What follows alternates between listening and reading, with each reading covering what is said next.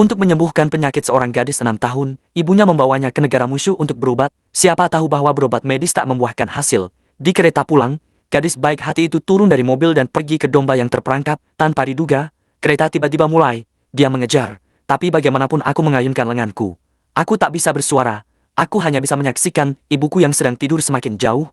Mata penuh keputusasaan. Dia tak bisa bicara. Dia ditinggalkan begitu saja di tempat asing seperti ini. Untung ada kereta lain datang di belakangnya. Gadis itu segera naik, menantikan diri untuk menyusul ibu.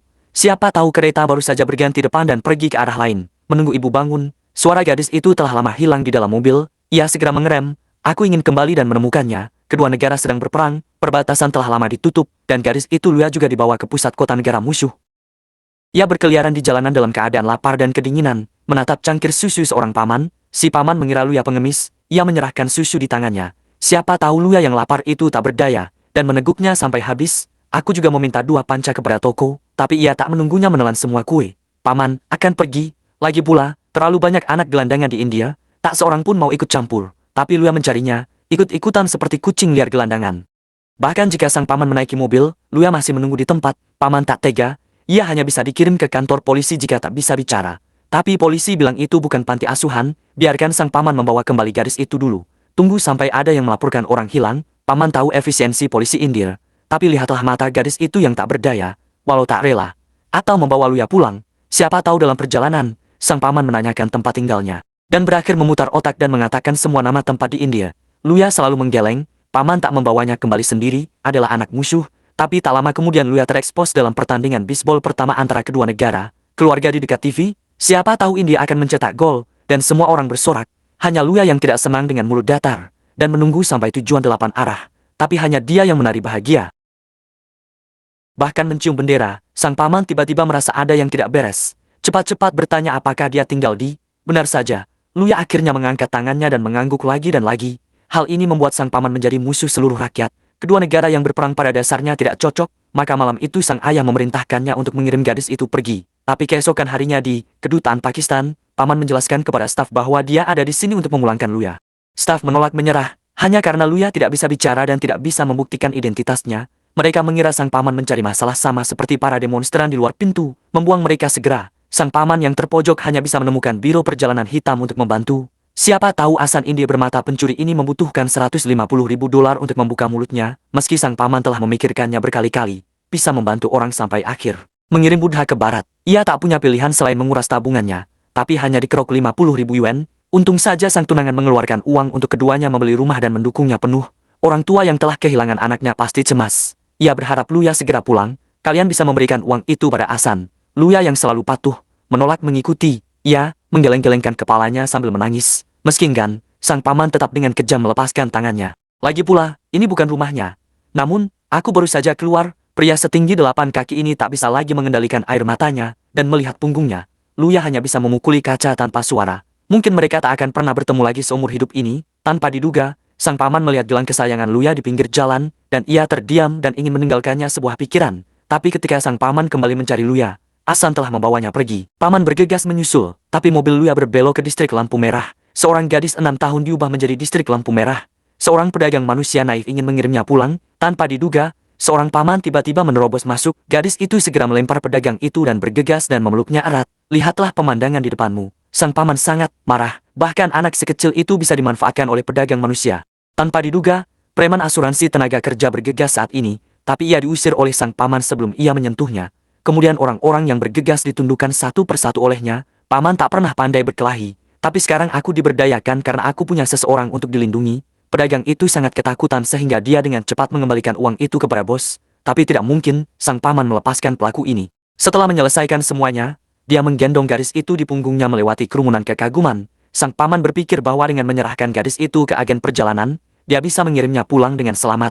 Ini dari hati ke perut. Jadi sang paman memutuskan untuk mengirim gadis itu kembali secara langsung. Siapa tahu dalam perjalanan ke perbatasan, mereka berdua bertemu dengan agen kulit hitam, mengatakan dia bisa membantu mereka menyelundupkan. Dengan pengalaman sebelumnya, sang paman tidak percaya.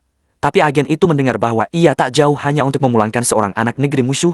Aku sangat terharu membantu secara cuma-cuma, berhasil membawa keduanya ke perbatasan India-Pakistan. Siapa tahu si paman keras kepala itu menolak melewati pemeriksaan, hanya karena ia orang yang tak bisa melakukan hal-hal licik. Benar saja, Pasukan patroli segera mengepungnya. Patroli pertama hanya peringatan, suruh si paman cepat pergi. Tapi tunggu patroli kembali 10 menit lagi, si paman masih berdiri di sana. Kau harus mendapat izin atasan. Tapi yang kutunggu adalah tabrakan. Menyaksikan dermawanku dihajar, memar dan bengkak. Gadis itu hanya bisa menangis dalam diam untuk menghiburnya. Paman bilang tak sakit sama sekali. Ini hanya permainan orang dewasa. Tapi menyaksikan gadis kecil itu menangis hingga menangis, sang wira masih berhati lembut, dikatakan memberi paman waktu 10 menit, jatuh cinta. Siapa tahu pelepasan air petugas itu tak membujuk sang paman untuk berhenti. Menunggu patroli kembali, ia masih menunggu di tempat, hanya meminta penegasan yang jelas mungkin poros sang paman, untuk memulangkan seorang gadis rendah yang tak berhubungan. Siapa tahu arwah gigih sang paman sungguh membuat sang tuan terharu, setuju dengannya untuk membawa gadis itu pergi. Namun, baru saja aku masuk Pakistan, keduanya tertangkap polisi karena tak memiliki paspor. Tapi bahkan jika sang paman menjelaskan, siapa yang akan percaya bahwa patroli perbatasan akan membiarkan penumpang gelap masuk, sang paman ditangkap atas tuduhan spionase. Namun, gadis itu baru-baru ini melihat foto kampung halamannya di kantor polisi. Ia cepat-cepat mengangkat tangan memberi isyarat pada sang paman, tapi kehebohan keduanya membuat polisi semakin curiga dengan identitas mereka. Ia memegang wajah gadis itu tak percaya, ia benar-benar bodoh. Namun, ini benar-benar membuat sang paman marah. Tak seorang pun boleh menyentuh lolinya, jadi tak peduli siapa orang di depanmu. Paman menyalakan mode kabur, lalu ia menyeret gadis itu keluar dari kantor polisi sementara orang-orang dijungkir balikan, tapi ini menegaskan identitas sang paman mata-mata. Polisi mengepung sebuah bus di kepala sang paman sepanjang waktu. Wartawan yang bepergian bersamanya sangat tersentuh mendengar pengalamannya, tak hanya membantu sang paman lolos dari kejaran polisi, dan membantunya menemukan rumah gadis itu, maka 3 orang berdandan sekeluarga. Paman menyamar sebagai wanita dan menjadi ibu. Kabur sepanjang jalan, sulit menemukan tempat dalam foto, tapi dicegat oleh pos pemeriksaan yang didirikan polisi. Agar gadis itu pulang dengan lancar, paman memutuskan berpisah.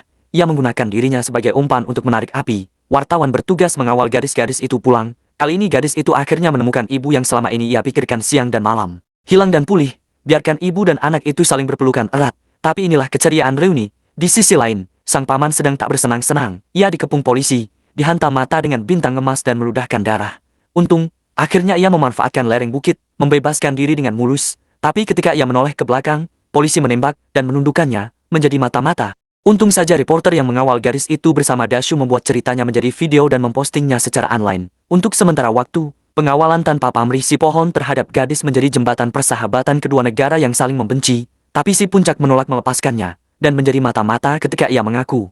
Siapa yang tahu bahwa seorang polisi yang beralasan akan kehilangan posisi resminya tanpa memedulikannya. Diam-diam membawa si paman ke perbatasan. Pada saat ini, orang-orang dari kedua negara juga berkumpul, hanya untuk mengirim pahlawan pulang. Para prajurit yang menjaga perbatasan pura-pura tidak melihat kerumunan dan menerobos gerbang besi yang dingin, memecahkan jalan bebas bagi paman. Cinta tak mengenal batas. Pada saat ini, kontradiksi antara kedua negara hanya karena jembatan persahabatan ini. Paman tertatih-tatih, langkah demi langkah ke negara itu dengan sorak-sorai. Dan keluarganya menunggunya di seberang. Akhirnya mendekati pintu keluar. Sang paman membungkuk dalam-dalam dengan air mata berlinang. Siapa tahu ada sosok kecil di kerumunan itu tiba-tiba mengejarnya. Dia adalah gadis bisu yang dikirim kembali oleh sang paman. Melihatnya hanyut, gadis itu sangat cemas, melambaikan tanganku keras untuk mengucapkan selamat tinggal pada pamanku, tapi dia tidak menyadarinya dan tidak menoleh ke belakang. Gadis tidak bisa mengendalikannya lagi, dengan tergesa-gesa, aku mengucapkan kalimat pertama dalam hidupku, bukan ayahku atau ibuku, tapi gadis serak, dan itu adalah ucapan terima kasihnya yang tulus. Sekarang kerumunan itu diam, pohon itu akhirnya berbalik kembali, dan dia langsung berlari ke arah gadis itu dengan air mata. Pada saat ini, mereka tidak lagi memiliki pembedaan identitas, tidak ada kebencian rasial, hanya ada cinta paling murni di antara orang-orang. Cinta ini membuat Gletser mencair, cinta ini membuat orang melepaskan obsesinya. Semoga dunia damai, semoga cinta memiliki kenangan.